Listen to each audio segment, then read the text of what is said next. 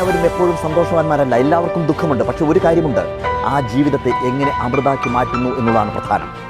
ജീവിതത്തിൽ നിരാശയുടെ പടുകുഴിയിൽ വീണ് എല്ലാം തകർന്നടിഞ്ഞ എത്രയോ പേരാണ് പിന്നീട് സ്വയം ജീവനെ സൃഷ്ടിച്ച് അമൃതാക്കി മാറ്റി അവർ ജീവിതത്തിൻ്റെ ഉയരങ്ങളിലേക്ക് കുതിച്ചത് എന്നുള്ള കാര്യം നീ തിരിച്ചറിയണം. മനസ്സിനെ ഒരിക്കലും അസ്വസ്ഥമാക്കാതിരിക്കുക എന്നുള്ളതാണ്. മനസ്സിനെ നിയന്ത്രിച്ച് പിടിക്കാൻ സാധിക്കണം. നമ്മളൊരു കാര്യം മനസ്സിലാക്കേണ്ടത്, ആരോ പറഞ്ഞതുപോലെ ചിതയിൽ നിന്ന് നമുക്ക് എണീറ്റ് പോകാം, പക്ഷേ നമ്മുടെ ചിന്തകളിൽ നിന്ന് നമുക്ക് എണീറ്റ് പോകാൻ സാധിക്കില്ല. അതും നമ്മുടെ മനസ്സിനെ കീഴടക്കുന്ന ദുഷ്ടചിന്തയാണെങ്കിൽ നമുക്കൊരിക്കലും അതിനകത്ത് രക്ഷപ്പെടാൻ സാധിക്കില്ല. നമ്മുടെ മനസ്സിനെ അന്വേഷിച്ചുകൊണ്ടിരിക്കും.